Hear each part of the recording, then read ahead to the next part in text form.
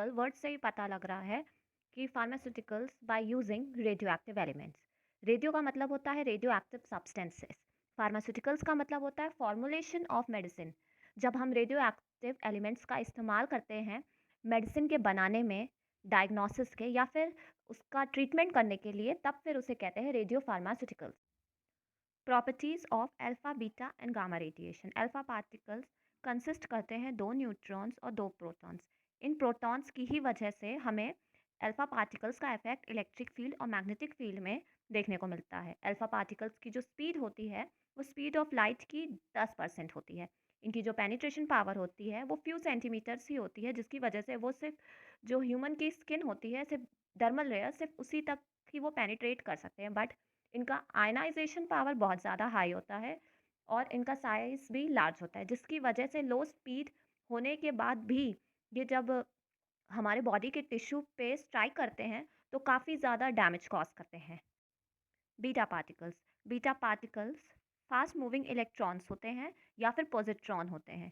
ये भी electric field और मैग्नेटिक फील्ड इन पर इफेक्ट करती है। जो इनकी स्पीड होती है वो 90% ऑफ स्पीड ऑफ लाइट होती है और ये अराउंड 1 मीटर ऑफ एयर तक पेनिट्रेट कर सकते हैं। इनका आयनाइजेशन अल्फा पार्टिकल के कंपैरिजन में कम होता है, बट इनका साइज जो होता है छोटा होता है, बट जो स्पीड होती है वो हाई होती है।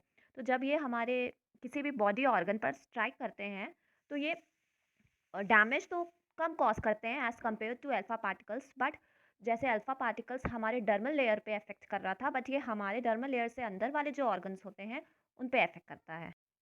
गामा रेज इलेक्ट्रोमैग्नेटिक एनर्जी के फॉर्म में होते हैं, जो कि किसी भी तरह का कोई भी चार्ज पार्टिकल नहीं कैरी करते हैं। इनकी जो स्पीड होती है वो इक्वल टू होती है स्पीड ऑफ लाइट के, और ये इनकी जो पेनिट्रेशन पावर होती है वो काफ़ी ज़्यादा होती है। ये एक वॉल से दूसरी वॉल तक पेनिट्रेट कर सकते हैं और इनका जो आयनाइजेशन होता है वो as compared to beta particles से कम होता है। बट पेनिट्रेशन पावर हाई होने की वजह से ये हमारे इंटरनल ऑर्गन्स में, जैसे कि हमारे किडनी, लंग्स, इन सब में बहुत आराम से पेनिट्रेट कर सकते हैं।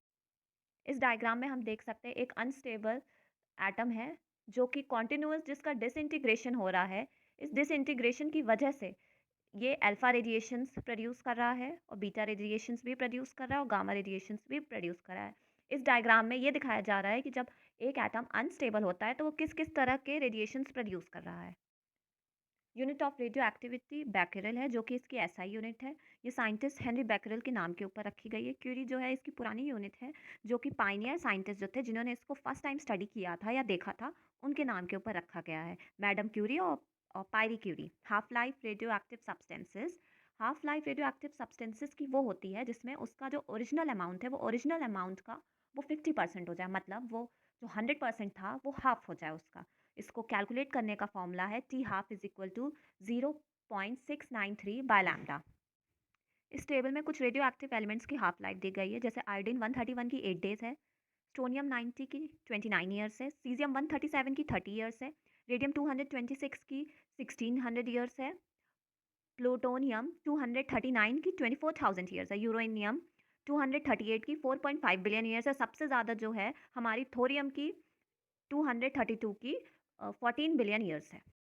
Pharmaceutical applications of radio active substances, इसमें होलियम 66 का यूज़ किया जाता है डायग्नोसिस और ट्रीटमेंट के लिए, जो लिवर में जो ट्यूमर्स होते हैं। आयोडीन 125 का यूज़ किया जाता है कैंसर ब्रैक्टरी थेरेपी के लिए। आयोडीन 131 का यूज़ किया जाता है थायराइड कैंसर के ट्रीटमेंट के लिए, हाइपोथायरॉइडिज्म के केस में और नॉन टॉक्सिक मल्टीनोडल गोइटर के केस में। मल्टीनोडल गोइटर वो गोइटर होता है जिसमें कि गोइटर के छोटे छोटे से गोइटर बनते हैं और एक ही जगह पे बन जाते हैं, जो कि ग्रुप्स ऑफ गोइटर बना लेते हैं, बट वो नॉन टॉक्सिक होते हैं। स्ट्रोनियम स्टोनियम क्लोराइड, फॉस्फोरस, सोडियम फॉस्फेट का यूज़ होता है palliative treatment of bone metastasis में। इसका एक ड्रॉबैक भी है, अ, जिसके ये जब भी बोन मेटास्टैसिस होता है और जब इन रेडियो एक्टिव सब्सटेंसेस का यूज़ किया जाता है तो साइड इफ़ेक्ट्स देखने को मिलते हैं। ये जो साइड इफ़ेक्ट्स होते हैं इसमें डब्ल्यूबीसीज़ के नंबर कम हो जाते हैं और प्लेटलेट काउंट भी कम हो जाता है, और साथ ही साथ काफ़ी ज़्यादा बोन पेन देखने को मिलता है। जो पेशेंट होता है उसमें बोन में जो पेन होता है वो इंक्रीज़ हो जाता है। अमोनिया नाइट्रोजन 13 का इंजेक्शन दिया जाता है कोरोनरी आर्टरी डिजीज़ के केस में, और आयोडीन 125 का यूज़ किडनी के फिल्ट्रेशन को इंक्रीज़ करने के लिए यूज़ किया जाता है। Storage of radio active substances. Radio active substance को स्टोर करना एक बहुत बड़ा टास्क होता है। रेडियो फार्मास्यूटिकल के केस में जो कंटेनर्स होने चाहिए वो वेल क्लोज्ड होने चाहिए और एक कोई पर्टिकुलर एरिया असाइन होना चाहिए जहाँ पे कम से कम एक्सपोजर हो उस पर्सन को जो कि वहाँ पे वर्क कर रहा है। और ये जो स्टोरेज का ये जितनी भी गाइडलाइंस है ये national regulation for the protection of national ionisation को ध्यान में रखते हुए होना चाहिए। और जो रेडियो एक्टिव फार्मास्यूटिकल की जो प्रिपरेशन होनी चाहिए वो एक ऐसी जगह होनी चाहिए जो कि ट्रांसपेरेंट हो, ग्लास वेयर टाइप का, जिसको हम दूर से ही ऑब्जर्व कर सके कि उसमें कहीं कोई दिक्कत तो नहीं हो रही है। और इस रेडिएशन की वजह से ये जो ग्लास वेयर है इसका कलर डार्क हो जाता है। Labelling and precautions for the handling of radioactive substances. Radioactive substances की एक प्रॉपर लेबलिंग होनी चाहिए जिसपे international symbol of radio activity होना चाहिए। और जो कंटेनर होना चाहिए उस पे नाम होना चाहिए उस केमिकल का और प्रिपरेशन होना चाहिए। उसका पर्पस होना चाहिए कि उसको किस पर्पस के लिए यूज़ करना है, डायग्नोसिस के लिए या फिर किसी डिजीज़ के ट्रीटमेंट के लिए। और साथ ही साथ रूट ऑफ एडमिनिस्ट्रेशन, मतलब उसको किस रूट से लेना है, और ओरल लेना है या वीवो टाइप में लेना है, किस टाइप से हमें उसको बॉडी में इंसर्ट कराना है वो मेंशन होना चाहिए। टोटल रेडियो एक्टिविटी डेट होनी चाहिए, मतलब जिस दिन उसका वेट किया गया था उस दिन उसका कितना मास था वो भी मेंशन होना चाहिए। और उसकी एक्सपायरी डेट और बैच लॉट नंबर भी होना चाहिए जो कि एक मैन्युफैक्चरर ही प्रोवाइड कर सकता है। प्राइमरी पैकेज पे जितने भी इंस्ट्रक्शंस दिए होते हैं वो सारे के सारे आउटर पैकेज पे भी दोबारा से दिए हों। और कोई special requirement for the storage, जैसे कि टेम्परेचर के रिस्पेक्ट में, लाइट के रिस्पेक्ट में, कि टेम्परेचर इतने टेम्परेचर से दूर रखना है, इसको लाइट से दूर रखना है या फिर डिम लाइट में रखना है। और नेम और कंसंट्रेशन भी होना चाहिए कि अगर उसमें कोई माइक्रोबियल प्रिजर्वेटिव्स हैं तो कितना है और कितने कंसंट्रेशन में है और कौन सा माइक्रोबियल है, और अगर नहीं है तो वो भी मेंशन होना चाहिए।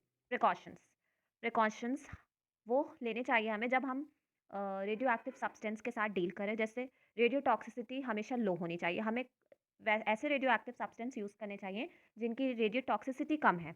शॉर्ट लिव्ड आइसोटोप्स प्रेफर होने चाहिए as compared to long live. और जो अमाउंट हमें रखना चाहिए अपने पास वो मिनिमम रखना चाहिए, ताकि अगर हम मैक्सिमम अमाउंट रख लेंगे, बाय चांस अगर लीकेज हो गया तो उस केस में उस अमाउंट को ए उसको दूसरी जगह पहुंचाने में या उसका लीकेज स्टॉप करने में बहुत ही ज़्यादा डिफ़िकल्टी फेस करनी पड़ सकती है। और हमें कभी भी रेडियो एक्टिव एलिमेंट्स के साथ जब भी हम काम कर रहे हो तो हमें अकेले कभी काम नहीं करना चाहिए, वहाँ पे कोई ना कोई हेल्पर होना चाहिए। इन केस ऑफ एक्सीडेंट हो, कुछ भी हो, तो उस केस में वो जो सेकंड पर्सन है जो आपके साथ में है वो देख सके, इन्फॉर्म कर सके और लोगों को, ताकि जिससे कि इमरजेंसी कॉल की जा सके।